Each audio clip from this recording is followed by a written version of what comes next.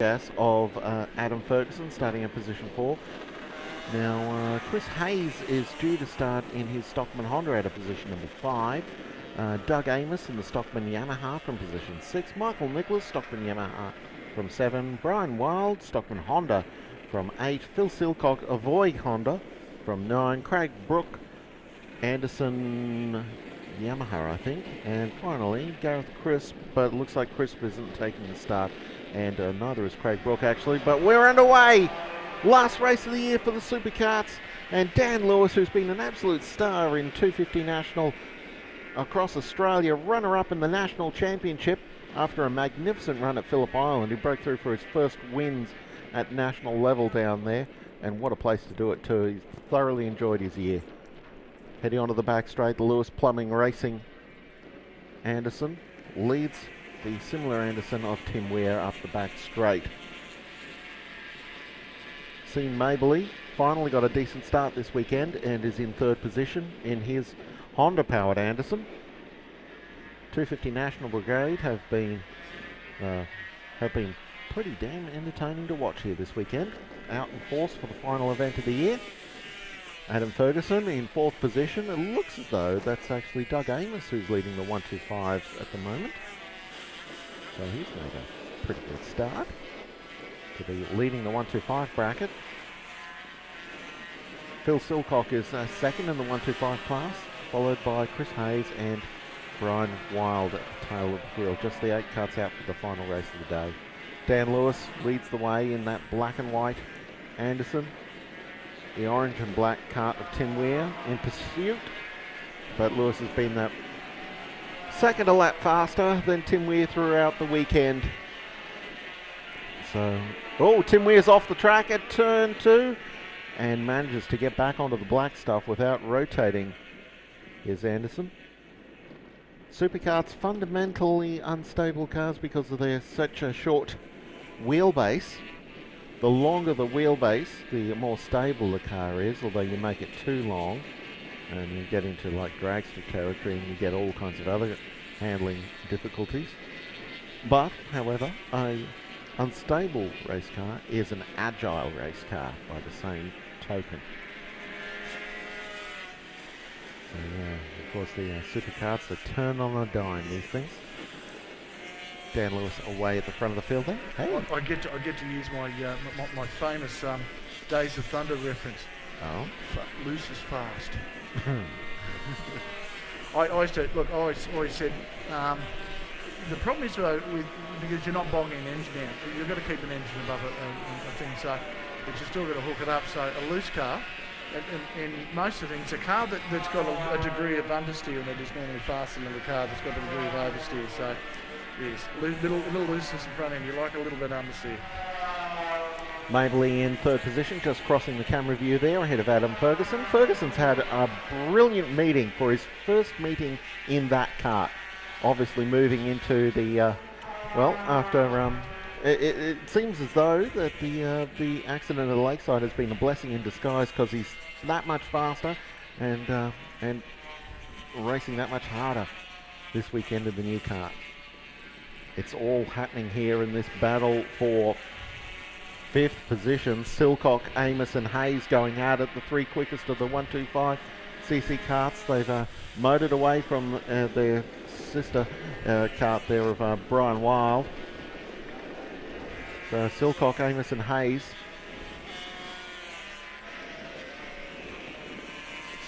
wobbling, and Hayes in the black and red. It's a Stockman MR2, although it's got Anderson bodywork on it. And another Stockman MR2 in the rather basic, lightweight looking car there of Doug Amiss. And then Phil Silcock in a Avoig Honda with the really sleek side pods on that car. Watching Chris Hayes, who's one of the outstanding talents in sprint kart racing. He's moved across to do a few Superkart races this year, both in non-gearbox and in gearbox as well. Phil Silcock blasts past Doug Amiss here on the run down the front straight as the Rock Press Avoig Honda moves up a position over the top of the Stockman Yamaha from the Bluff Racing team of Doug Amiss. father and uncle work really hard getting... Oh, Doug Amiss just swept around the outside of Phil Silcock through turn 2. So certainly Doug's got his modestly powered Stockman Yamaha brilliantly set up for turn 2. Just swept past Phil Silcock like he was standing still. Dan Lewis, our race leader, on camera here in the LPR Anderson Maverick. The Spanish gas engine on board, becoming increasingly popular, certainly here in Queensland, the gas engine. Yet to see one of these gases arrive in interstate colleagues. Superkarts, of course, a national level category. We have series running in New South Wales, Victoria, South Australia, Western Australia now as well, not in Tasmania.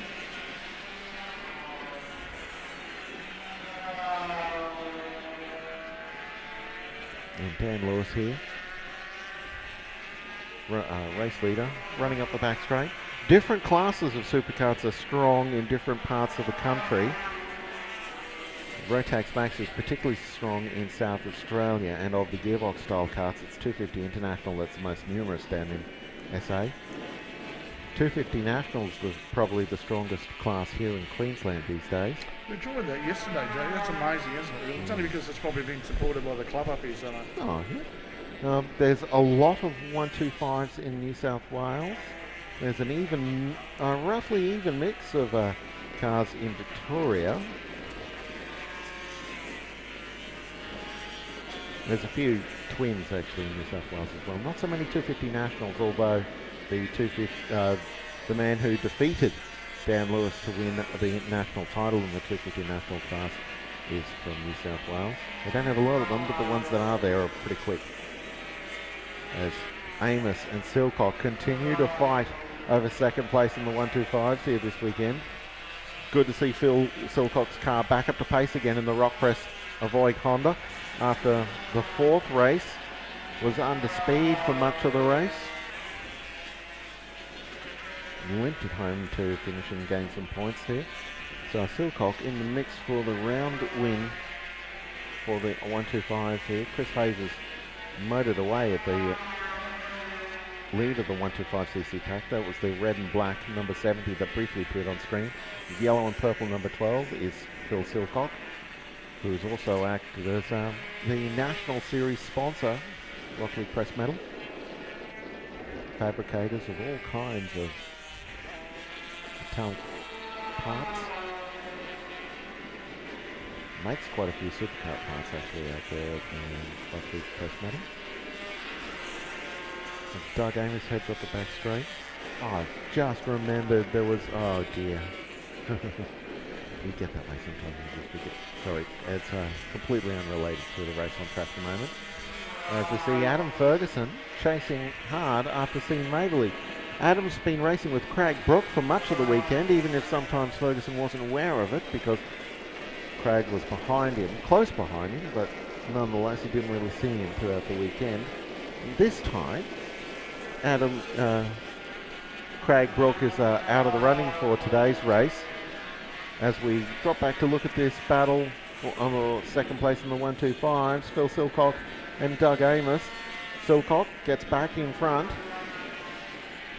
The yellow and purple Rockley Press Metal Avoig Honda being pursued here by the Bluff Racing Stockman Yamaha, or Yamaha if you're Alan Moffat. How's that go? Yamaha.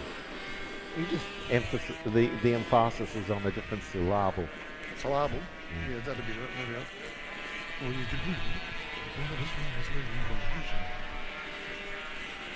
Yeah, thanks, Rez. Have you ever noticed, just quietly, and I'm saying this to not necessarily disrespect, have you noticed how Paul Keating and also Golf Whitlam actually get a similar sound to their voice? Not really, no. No, have a think about it. Next time we can see them compared, they'd have a similar sound. I don't know why they did it, but the golf is probably breathy. Paul Keating enunciated. Here we go. Silcock and Amiss swapping places again. By the same token, we see that Adam Ferguson has caught Sean Mabley, so the battle is on for third position. He's done a great job here, hasn't he? Because look, he's had to work at that, don't Yeah. he? Like, and it's Well, it's a whole new car for Ferguson here this weekend. And He's never driven a 250 national class car before, and he's going great guns. I don't think there'd be anything similar between. Oh, here he goes. He's up alongside Team Mabley.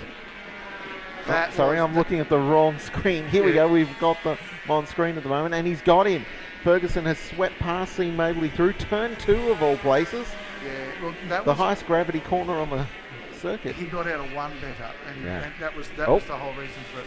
Mabley's got him on the run down the back straight. Yeah, Mabley's been running on his own the whole weekend. He's not threatened Tim Weierand Dan Lewis up front, and until now, no one's really threatened him from behind. So I wonder if Sean got a bit of a shock there when someone's appeared. Ferguson came past. It's as long as we can see his mirrors, so that haven't. No. I suppose you can always attach like wing mirrors to the helmet and turn yourself into a very. It wouldn't work. No. Imagine the aerodynamic drag. Your head be buffeting around. Oh, I just use a little Formula One wing or something. Oh, you can do that. Looking for the looking forward to the American Grand Prix tomorrow morning. I won't be watching it. No. I'll be unconscious at home again. Yeah, Dan Lewis, our race leader, is lapping karts now. He's just caught onto the tail of our tail marker here, Brian Wild.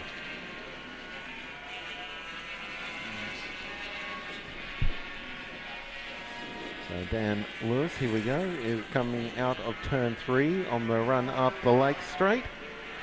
Running clear of Brian Wild in the N&G Motor Repairs Stockman Honda.